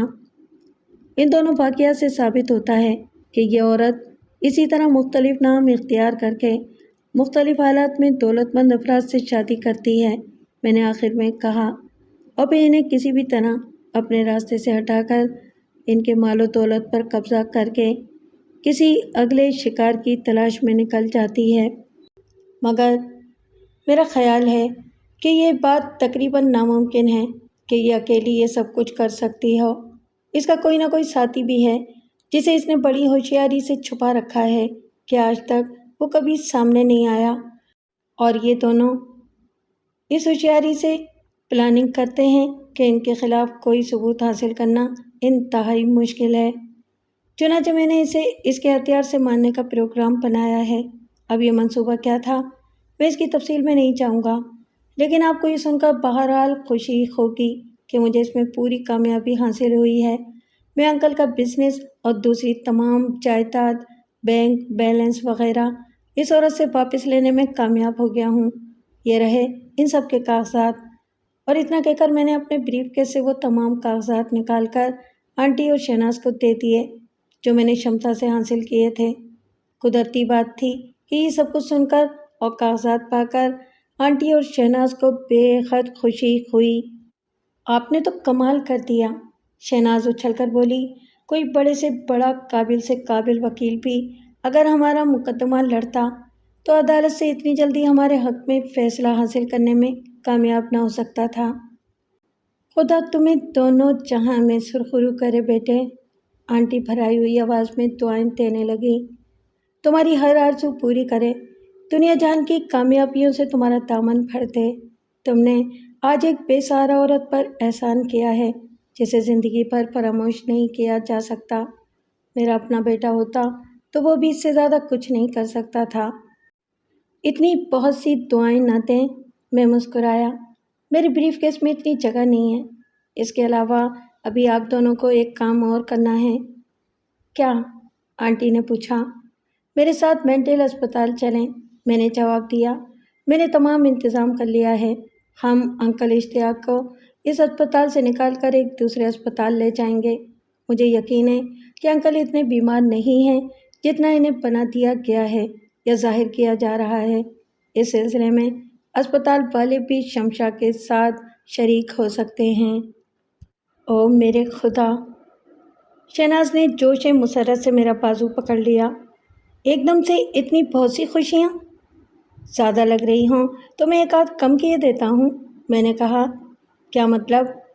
ابھی 2-4 دن آپ بنگلے میں واپس نہیں جا سکیں گی، لیکن میں جلدی شمشا سے وہ بھی خالی کرا لوں گا۔ بس اتنی سی بات؟ جائیے، وہ بنگلہ ہم نے آپ کو دیا، ہم ماں بیٹی اسی چھوٹے سے گھر میں بہت خوش ہیں۔ خالی بنگلہ لے کر میں کیا کروں گا؟ میں نے جواب دیا۔ مگر خیر، یہ سب بات کی باتیں ہیں۔ ابھی تو آپ میرے ساتھ انکل کو لینے اسپتال چلیں۔ اسپتال والے مجھے شمسا کے ساتھ دیکھ چکے ہیں، پھر غالباً شمسا نے بھی انہیں فون کر دیا ہوگا کہ اب کفیل بدل گیا ہے، اس لیے اس مہرے کو ایک ہی خانے میں پابند رکھنے کی ضرورت نہیں ہے۔ چنانچہ جب میں نے ان سے اشتیاق صاحب کو ریلیز کرانے کی بات کی تو انہوں نے کوئی اعتراض نہیں کیا اور کہا کہ بیگم صاحبہ اصولی طور پر اپنے شوہر کی فلاح و بہبود کی ذمہ دار ہیں، وہ جہاں ان کا علاج کرانا مناسب سمجھے لے جا سکتی ہیں، بس اسپتال کے جو واجبات ہیں وہ ادا کر دیے جائیں۔ میں اس کے لیے تیار ہو کر گیا تھا، اس لیے اسپتال کے بلوں کی ادائیگی کی۔ اشتیاق صاحب اس وقت شاید دانستہ دوائی کے اثرات میں رکھے گئے تھے، اس لیے نیم غنودگی کی کیفیت میں تھے۔ ان سے کوئی بات نہ ہو سکی اور ہم انہیں ایمبولینس کے ذریعے ایک اچھے اسپتال میں تجربہ کار ڈاکٹروں کی زیر نگرانی لے آئے اور وہاں انہیں ایڈمٹ کرا دیا۔ ڈاکٹر انچارج کو تمام صورتحال سے آگاہ کرنے کے بعد انکل کی موجودہ کیفیت کے بارے میں پوچھا تو انہوں نے اطمینان دلاتے ہوئے جواب دیا کہ وہ مریض کے مکمل معائنے کے بعد 1-2 روز میں رپورٹ پیش کر سکیں گے۔ ان دنوں مغرب تقریباً 7 بجے ہو رہی تھی، اس لیے مجھے یقین تھا کہ ابھی 7:15 بھی نہیں بجیں گے کہ شمسا کے فون آنا شروع ہو جائیں گے، اور ایسا ہی ہوا۔ پہلا فون ٹھیک 7:13 پر آیا۔ ہیلو، امتیاز صاحب ہیں؟ جی ہاں ہیں، میں نے آواز بدل کر جواب دیا، مگر نماز پڑھ رہے ہیں، آپ 5 منٹ بعد فون کر لیں۔ اور اتنا کہہ کر میں نے ریسیور رکھ دیا۔ 4 منٹ بعد پھر گھنٹی بجی۔ امتیاز صاحب نماز پڑھ چکے؟ جی نہیں، میں نے بتایا، کچھ دیر بعد رنگ کریں، اور میں نے ریسیور رکھ دیا۔ اس مرتبہ 3 منٹ بعد ہی گھنٹی بجنے لگی اور میں نے بجنے دی۔ 10-15 گھنٹیوں کے بعد میں نے ریسیور اٹھا لیا۔ ہیلو، کون ہے؟ میں اپنی آواز میں بول رہا تھا۔ شکر ہے تمہاری آواز تو سنی، شمسا نے کہا۔ یہ کون سی نماز پڑھ رہے تھے؟ مغرب کی۔ اتنی لمبی؟ 7 شکرانے کے نفل بھی تھے۔ نکاح سے پہلے ہی؟ یہ پہلے پڑھنے کے لیے تھے، نکاح ہو جائے تو کلمہ استغفار پڑھنا ہوتا ہے۔ کیا مطلب؟ آپ شمسا چونکی۔ مطلب یہ شاہینہ تبسم عرف شمسا صاحبہ، کیا آپ کے جتنے نکاح ہونے تھے ہو چکے؟ میں نے جواب دیا۔ میں اپنی مظلوم بہن بیگم اشتیاق کا خط پا کر افریقہ سے اپنے دوست کو تمہارے چنگل سے چھڑانے آیا تھا۔ خدا کا شکر ہے کہ کام پورا ہو گیا۔ اب تم 3 دن کے اندر اندر بنگلے کو خالی کر دو، ورنہ پولیس میں رپورٹ کرنے پر میں مجبور ہو جاؤں گا۔ تم نے جس طرح اپنے مددگار کے تعاون سے اشتیاق کو بے وقوف بنا کر شادی کی، اور اس کے بعد جس ڈاکٹر کے تعاون سے اسے پاگل قرار دے کر اس کے کاروبار اور مال و جائیداد پر قبضہ کیا، اس کو ثابت کرنے کے لیے میرے پاس کافی ثبوت ہیں، مگر میں بات بڑھانا نہیں چاہتا۔ تم خاموشی سے بنگلہ چھوڑ دو گی تو میں بھی اس معاملے کو یہیں ختم کر دوں گا، ورنہ دوسری صورت میں اس وقت چین سے نہیں بیٹھوں گا جب تک کہ تمہیں جیل کی آہنی سراخوں کے پیچھے نہ بھیج دوں۔ اور یہ بابر اعوان کا ایکسیڈنٹ بھی نہیں ہے کہ تم عدم ثبوت کی بنا پر عدالت سے بری ہو جاؤ۔ دوسری طرف کافی دیر تک خاموشی رہی۔ غالباً شمسا اس حیرت انگیز گفتگو کے بعد اپنے اوسان بحال رکھنے کی کوشش کر رہی تھی۔ تم نے ایک زہریلی ناگن کی تم پر پاؤں رکھ دیا ہے، امتیاز۔ آخر وہ بولی۔ اب جتنے بھی پل جیو اپنی زندگی کی خیر مناتے رہو، کیونکہ اب تمہاری شمع حیات کسی بھی لمحے گل ہو سکتی ہے۔ ناگن کی تم پر پیر رکھنے والا اپنے دوسرے قدم میں اس کا پھن بھی کچل سکتا ہے۔ یہ باب اب بھی تمہاری سمجھ میں آ جائے تو شاید کچھ دن اور آزاد فضاؤں میں جی سکو۔ 3 بنگلوں کے کاغذات لے گئی ہو، ان پر قبضہ کرنے نہ پہنچ جانا، کیونکہ وہ کاغذات جس روشنائی سے لکھے گئے ہیں وہ 6 گھنٹے سے زیادہ باقی نہیں رہتی۔ میں نے ریسیور رکھ دیا اور اپنے پلان کے آخری مرحلے کے آغاز کا انتظار کرنے لگا۔ 2 دن تک کچھ نہ ہوا۔ میرے بستر پر ایک ڈمی چادر اوڑھے آرام کرتی رہی۔ یہ راتیں میں نے ڈرائنگ روم کے صوفے پر گزار دیں، مگر تیسرے دن ایک سیاہ پوش بلی کی طرح بے آواز قدموں سے چلتے ہوئے میرے بیڈ روم میں داخل ہوا۔ یوں تو میں ایک نائٹ بلب کے بغیر سونے کا عادی نہیں، لیکن گزشتہ 2 راتوں سے ہر روشنی بجھا کر لیٹتا تھا تاکہ متوقع حملہ آور کو آخری لمحے تک حقیقت کا ادراک نہ ہو سکے۔ سیاہ پوش کو بھی ڈمی اور زندہ آدمی کے انداز استراحت میں کوئی فرق محسوس نہیں ہوا۔ اس نے پلنگ کے قریب پہنچ کر اپنا سیدھا ہاتھ، جس میں ایک چاقو دبا ہوا تھا، سر سے بلند کیا اور پوری قوت سے پلاسٹک ڈمی کے سینے میں اتار دیا۔ ممکن ہے ضرب کے انوکھے پن کو اس نے بھی محسوس کیا ہو اور وہ چونکا بھی ہو، مگر اس سے پہلے کہ وہ کوئی دوسری حرکت کرتا، میں نے بائیں ہاتھ سے بٹن دبا کر کمرے کی تمام ٹیوب لائٹس آن کر دیں۔ بائیں ہاتھ سے اس لیے کہ دائیں ہاتھ میں نے ایک ریوالور پکڑ رکھا تھا۔ سیاہ پوش اچھل کر میری طرف گھوما۔ وہ ایک 23-35 سالہ آدمی تھا، طویل قامت، تندرست و توانا، چہرے کے خد و خال سے کرختگی، آنکھوں کی چمک سے چالاکی اور سنگ دلی کا احساس ہو رہا تھا۔ گھبرانے کی کوئی بات نہیں میرے دشمن، میں نے بڑے اطمینان سے کہا۔ اگر تم نے مجھے مجبور نہ کیا تو میں تمہیں نقصان نہیں پہنچاؤں گا۔ ویسے میں یہ بتاؤں کہ میرا نشانہ بہت اچھا ہے، اور یہ تو تم دیکھ ہی رہے ہو کہ ریوالور پر سائلنسر لگا ہوا ہے۔ میں پورا ریوالور تم پر خالی کر دوں تو بھی باہر کوئی رد عمل نہیں ہوگا۔ مگر کیوں؟ سیاہ پوش بڑی تیزی سے اپنی گھبراہٹ پر قابو پاتا جا رہا تھا۔ اس لیے کہ تم سے بہت سی باتیں کرنا چاہتا تھا۔ اس کے علاوہ تم ناخواندہ ہی صحیح مگر میرے مہمان ہو، تمہاری تواضع کرنا بھی میرا اخلاقی فرض ہے۔ سیاہ پوش کرسی پر بیٹھ گیا۔ میں نے بیڈ روم کے چھوٹے فریج سے مرنڈا اورنج کی 2 بوتلیں اور 2 گلاس نکالے، بوتلیں کھولیں، انہیں لا کر میز پر رکھا اور خود اس کے سامنے میز کے دوسری جانب کرسی پر بیٹھ گیا۔ یہ سرد مشروب تمہارے جوش کو کچھ ٹھنڈا کرنے میں مدد دے گا، میں بولا۔ Help your self. سیاہ پوش شاید اس صورتحال میں دلچسپی لے رہا تھا۔ اس نے بوتل اٹھا کر نصف کے قریب گلاس میں انڈیل لیا اور پینے لگا۔ بالکل اسی انداز میں نے بھی اتنا ہی مشروب گلاس میں انڈیلا۔ میرا خیال ہے کہ اس نقطے پر بحث کرنے کی ضرورت نہیں کہ تمہیں کس نے بھیجا ہے، میں نے گھونٹ بھرتے ہوئے کہا۔ یہ بات میں بھی جانتا ہوں اور تم بھی۔ آگے بولو، سیاہپوش نے بے پرواہی سے کہا، اور غالباً میرا اندازہ بھی غلط نہیں کہ وہ عورت، خواہ اس کا نام شائنہ تبسم ہو یا شمسا اور یا کچھ اور ہو، تمہاری مدد و تعاون کے بغیر کچھ نہیں کر سکتی۔ سیاہپوش نے کوئی جواب نہیں دیا، خاموشی سے اورنج پیتا رہا۔ میں نے اپنی بات جاری رکھی۔ تمہاری مشترکہ کوششیں ابھی تک بڑی کامیاب رہی ہیں، لیکن مجھے اس میں شک ہے کہ اس نے کبھی بھی کسی موقع پر تمہارا جائز حق تمہیں دیا ہوگا۔ مجھے ایسی عورتوں کا تھوڑا بہت تجربہ ہے، وہ مرد کو اپنا غلام رکھنے کے لیے اسے اپنا دست نگر بنانا پسند کرتی ہیں۔ تم کہنا کیا چاہتے ہو؟ سیاہپوش نے کرسی پر پہلو بدلا۔ یہ کہ تم کوشش کرو تو ایک عورت کی غلامی سے آزاد ہو سکتے ہو۔ وہ کس طرح؟ اس نے مجھے قتل کرنے کے لیے یقیناً تمہیں کوئی بڑی رقم پیش کی ہوگی۔ اوہ، تو پھر میں تمہیں اس رقم سے 10 گنا زیادہ کی پیشکش کرتا ہوں۔ کس لیے؟ کہ اب تم واپس جاؤ اور اسے قتل کر دو۔ تمہیں پتہ ہے کہ اس کا آفر کتنا ہے؟ کتنا بھی ہو، میں اس سے 10 گنا زیادہ دوں گا۔ تم مجھے 10 لاکھ دے سکتے ہو؟ 10 کیا، 20 لاکھ بھی دے سکتا ہوں۔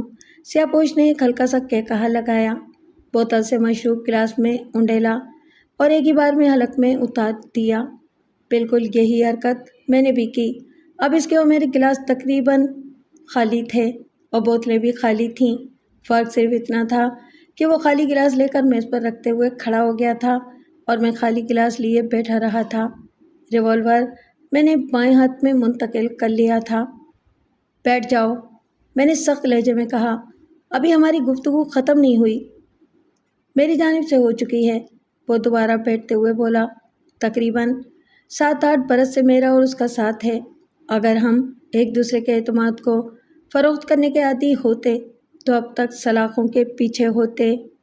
میں نیلامی کی بولی کی طرح بارگیننگ کا عادی نہیں ہوں، میں نے اسے گھورتے ہوئے کہا، اس لیے اپنی آخری آفر پیش کرتا ہوں کہ 50 لاکھ کیش۔ 50 لاکھ؟ اس نے کرسی پر دوسری بار پہلو بدلا۔ وہ سوچ رہا تھا، بہت بڑی رقم ہوتی ہے، تم کچھ بھی کر سکتے ہو، کہیں بھی جا سکتے ہو۔ کوئی شک نہیں کہ تمہاری پیشکش بہت ہی پرکشش ہے۔ اس نے نفی میں سر ہلایا، مگر میرا جواب اب بھی وہی ہے۔ تم وہ تصویر دیکھ رہے ہو؟ میں نے ریوالور سے اس کی پشت کی جانب دیوار کی طرف اشارہ کیا۔ اس نے پلٹ کر دیوار کی طرف دیکھا جہاں باہر کے ایک خوشنما منظر کی تصویر آویزاں تھی۔ اس تصویر کے پیچھے دیوار میں ایک آہنی سیف چھپا ہوا ہے، میں نے بتایا۔ ہو سکتا ہے، وہ میری طرف دیکھتے ہوئے بولا۔ تو پھر میں تمہیں دکھانا چاہتا ہوں کہ 50 لاکھ کتنی بڑی رقم ہوتی ہے۔ میں گلاس اور ریوالور ہاتھوں میں لیے ہوئے اٹھا، دیوار کے پاس پہنچا، تصویر اتار کر ایک طرف رکھ دی، سیف کے ڈائل پر نظر گھما کر اسے کھولا اور سامنے سے ہٹ گیا۔ سیف اندر سے نوٹوں کی گٹیوں سے بھرا ہوا نظر آیا تھا۔ میں نے گلاس سیف میں رکھتے ہوئے نوٹوں کی ایک گٹی نکالی۔ یہ 500 کے نوٹوں کی ایک گڈی تھی۔ وہ حیرت سے آنکھیں پھاڑے اس بیش بہا خزانے کو گھور رہا تھا۔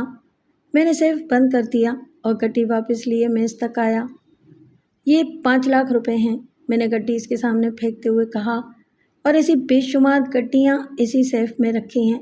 مطلب یہ کہ جب میں نے تمہیں 50 لاکھ کی آفر دی تھی تو دھوکہ نہیں کر رہا تھا، میں یہ رقم بڑی آسانی سے ادا بھی کر سکتا ہوں۔ سیاہپوش نے اپنے خشک ہوتے ہوئے ہونٹوں پر زبان پھیری۔ تم نے مجھے زندگی کی سب سے بڑی آزمائش میں ڈال دیا ہے، اس نے کہا۔ میں اس کے سامنے ہتھیار نہیں ڈالوں گا، میں اب بھی اسے قتل کرنے سے انکار کرتا ہوں۔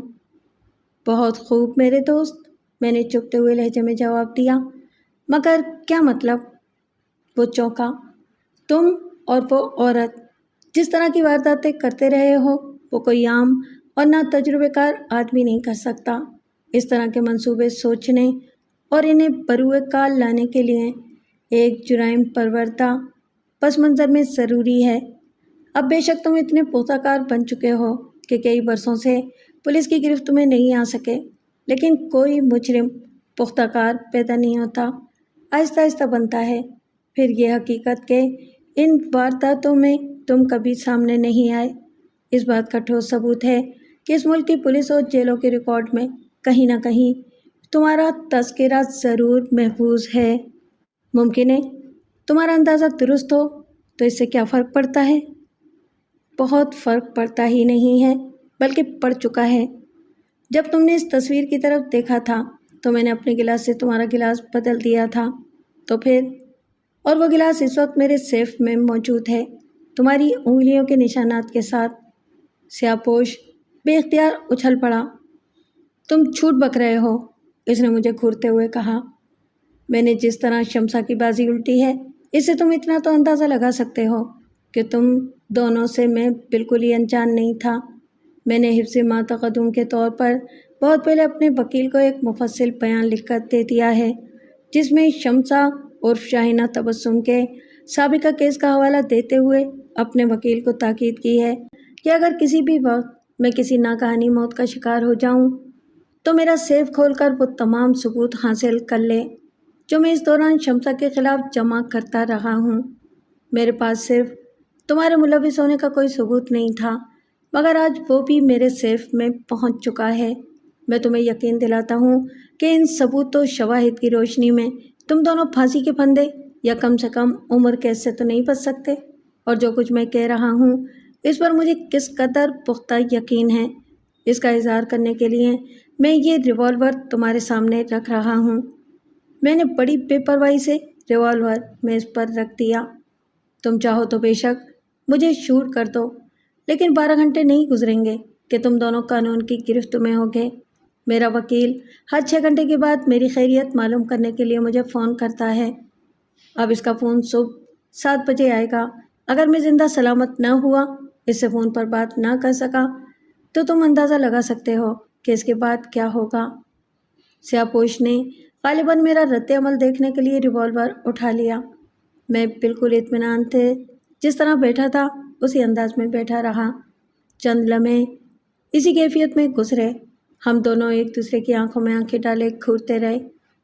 ایک بات اور، میں نے ہلکی سی مسکراہٹ ہونٹوں پر لاتے ہوئے کہا، میں اگر کوئی حرکت کروں تو شاید تم اس کا غلط مطلب سمجھو، اس لیے میں خود ہی میز پوش اٹھا کر نیچے سے وہ وائرلیس سسٹم یعنی کہ اپنا ٹرانسمیٹر نکال لوں جس کے ذریعے ہماری تمام گفتگو میرے سیف کے اندر رکھے ہوئے ٹیپ ریکارڈر پر ریکارڈ ہو رہی ہے۔ سیاہ پوش نے گھبرا کر میری طرف دیکھا اور جلدی سے میز پوش اٹھا کر اندر جھانکا تو وہاں سچ مچ ایک ٹرانسمیٹر رکھا تھا، لیکن یہ ایک دھوکہ تھا۔ انگلینڈ اور امریکہ میں ایسے ٹرانسمیٹر ممکن رہے ہوں جو پہلے آوازیں سنیں اور پھر اسے ایسے ریکارڈ تک نشر کریں جو سیف میں رکھا ہوا ہو، مگر کم سے کم میرے پاس کوئی ایسی چیز نہیں تھی۔ مگر وہ سیاہ پوش نہ ہی مجھے اتنا تعلیم یافتہ لگتا تھا جو میری غلطی پکڑ سکے، اور نہ ہی اتنا جاہل تھا کہ ٹرانسمیٹر اور ٹیپ ریکارڈر کا مطلب نہ سمجھ سکے۔ نتیجہ اسی نفسیاتی کیفیت میں ظاہر ہوا جو میں پیدا کرنا چاہتا تھا۔ اسے میرے دھوکے پر یقین آ گیا۔ ایک بڑی ٹھنڈی اور گہری سانس لیتے ہوئے اس نے ریوالور واپس رکھ دیا۔ زندگی میں پہلی مرتبہ میں اپنے آپ کو بے بس محسوس کر رہا ہوں۔ وہ بولا، مجھے تمہاری پیشکش منظور ہے، کیش دو، میں اسے قتل کر دوں گا۔ کیسا کیش؟ میں نے حیرت ظاہر کی۔ وہ 50 لاکھ جو تم نے مجھے آفر کیے تھے۔ وہ تب کی بات تھی جب تمہاری انگلیوں کے نشانات والا گلاس میرے سیف میں بند نہیں ہوا تھا۔ میں نے بڑے اطمینان سے جواب دیا، اب تو تم اسے بغیر کسی قیمت کے صرف اپنی سلامتی کے لیے قتل کرو گے، کیونکہ اگر تم نے ایسا نہیں کیا تو سیف میں رکھے ہوئے تمام ثبوت پولیس کے حوالے کر دیے جائیں گے۔ اس صورت میں تم دونوں پکڑے جاؤ گے، اور اگر تم نے اسے قتل کر دیا تو میرا وعدہ ہے کہ میں تمہارے خلاف کوئی کارروائی نہیں کروں گا۔ اور گلاس سمیت تمام ثبوت بھی ضائع کر دو گے؟ اس نے جلدی سے پوچھا، اور میں ہنسنے لگا۔ تم نے مجھے اتنا ہی احمق سمجھ رکھا ہے، میں نے جواب دیا۔ وہ گلاس اور دوسرے ثبوت تو میری تحفظ کی ضمانت ہیں تاکہ تم آئندہ بھی مجھے نقصان نہ پہنچا سکو۔ سیاہ پوش चंद लम्हे मुझे घूर कर देखता रहा, फिर आहिस्ता आहिस्ता इसके चेहरे पर मुस्कुराहट उभरी, एक बुझी हुई मुस्कुराहट। जिंदगी में कभी न कभी शेर को सवा शेर ज़रूर मिलता है, वो बोला।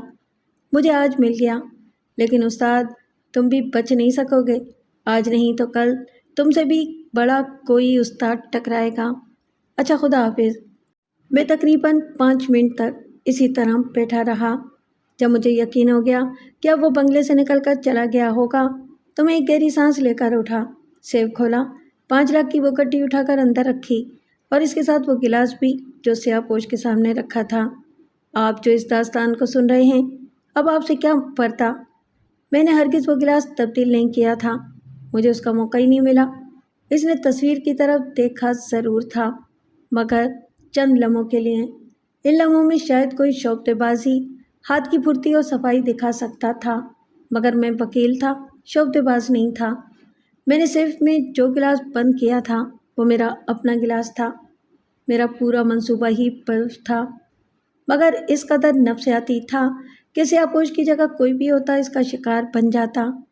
न मेरे पास 2.5 करोड़ की जायदाद थी, न मेरे सिर्फ में शमसा के खिलाफ कोई सबूत था, न 50 लाख या इससे ज़्यादा नोट नज़र आने वाले। कट्टियाँ सारी कागज़ों की थीं, जिनके साइज़ 500 के नोट के बराबर थे, और न ही मैंने किसी वकील के पास अपना कोई बयान रखवाया था।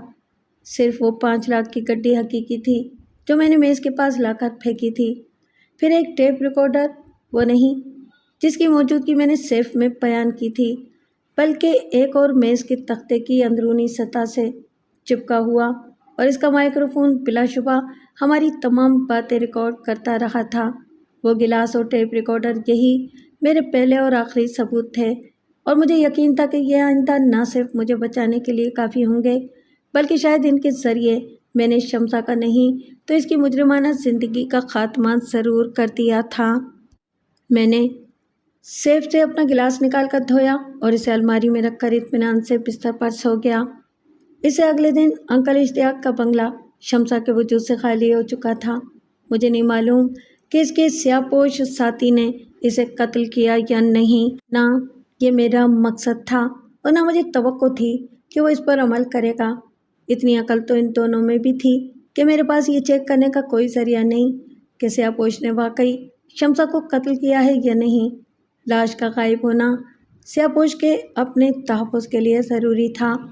मैं लाश की मौजूदगी पर इसरार नहीं कर सकता था, मगर शमसा की मौजूदगी भी ख़तरनाक थी। इसलिए इन दोनों के पास सिर्फ एक ही रास्ता बाकी रह गया था कि कहीं इस तरह रुपोश हो जाएं कि फिर किसी जानने वाले को, ख़ास तौर से मुझे, कहीं नज़र ना आ सकें, और वो दोनों गायब हो गए। और इतनी तवक्को मुझे भी बहरहाल थी, क्या बोल तो आइंदा ज़िंदगी खामोशी से गुजार देंगे, या कम से कम कोई ऐसा जुर्म नहीं करेंगे जो अखबारात में खबर बनकर शाया हो सके। दूसरे ही दिन दोपहर को मैं आंटी और शहनाज से मिलने गया, और सारी दास्तान इन्हें सुनाते हुए ये खुशखबरी थी कि वो अपने बंगले में जा सकती हैं। शहनाज ने तमाम बातें बड़े गौर से सुनी, और जब बोली तो उसके लहजे में खुलूस के साथ इज़हार तशक्कुर में बड़ी अपनायत थी। आपने हमारे लिए अपनी ज़िंदगी ख़तरे में डाल दी, ये बात मैं कभी नहीं भूल सकूँगी। लेकिन इस तमाम होशियारी और जहानत के बावजूद जिसे आपने इन मुजरिमों को शिकस्त दी, आपसे एक बड़ी नादानी भी सरजद हो गई थी। वो तो खुदा का शुक्र है कि इस आदमी ने इससे फ़ायदा नहीं उठाया। शायद आप इसे नफसियाती जीत कहेंगे, मगर मेरे नज़दीक तो ये एक ख़तरनाक गलती थी। क्या गलती थी? मैंने कुछ हैरत से पूछा। तुम्हारा इशारा किस बात की तरफ है? आपको रिवॉल्वर उसके हवाले नहीं करना चाहिए था, शहनाज ने कहा। अगर वो इसे इस्तेमाल कर बैठता तब क्या होता? कुछ भी नहीं, मैंने सादगी से जवाब दिया। इतनी बहुत सी नकली चीज़ों के दरमियान मैं रिवॉल्वर में असली गोलियां कैसे भर सकता था? क्या? शहनाज की हैरत देखने से ताल्लुक़ रखती थी। रिवॉल्वर में नकली गोलियां थीं? हाँ, लेकिन असली भी होती तब भी मुझे यकीन था कि वो गोली चलाने की हिम्मत नहीं कर सकता था। आपसे खुदा बचाए, अगर आप कहीं जुराइम की दुनिया में निकल गए होते, या आप निकल जाएं, तो एक क़यामत बर्पा कर देंगे। मगर वो जो दूसरों को मुझसे बचाने की दुआ मांग रही थी, खुद न बच सकी। ہوا یوں کہ 2 ڈیढ़ ماہ کے بعد جب انکل اشتیاق مکمل طور پر صحتیاب ہو گئے، تب ایک دن وہ میری امی اور پھپھی سے سرگوشیوں میں باتیں کرنے کے بعد مجھ سے مخاطب ہوئے۔ صاحبزادے، تمہاری فیس ابھی تک واجب الادا چلی آ رہی ہے۔ نانا، تکلفاً انکار مت کرو، کیونکہ وکیلوں کے بارے میں تم سے زیادہ جانتا ہوں۔ مشہور ہے کہ ایک وکیل کی تصویر محض اس وجہ سے غلط قرار دے دی گئی کہ حضور نے تصویر میں وکیل کے ہاتھ اس کی جیبوں میں دکھائے تھے، جبکہ وہ عموماً دوسروں کی جیب میں ہوتے ہیں۔ اس لیے میں تمہیں فیس تو لازماً ادا کروں گا، پوچھنا صرف یہ ہے کہ سادہ چیک چاہیے یا رنگین؟ آپ کو اتنا ہی اصرار ہے تو چلیے رنگین دے دیجیے، میں نے سعادت مندی سے جواب دیا، اور انہوں نے باقاعدہ ایک تقریب منعقد کر کے دے بھی دیا۔ یہ تو گھر پہنچنے کے بعد پتہ چلا کہ وہ چیک نہیں ہنڈی تھی۔ خدا نے اس کمبخت سیاہ پوش سے کس گھڑی میں منہ سے بات نکلوائی تھی کہ فوراً قبول ہوئی۔ 1 سیر کو 1.25 سیر مل گیا۔ گرامر کے اعتبار سے جملہ غلط معلوم ہو رہا ہو تو یوں کہہ لیں کہ مل گئی، گویا کہ شہناز، میں اسے 1.25 سیر ہی کہوں گا۔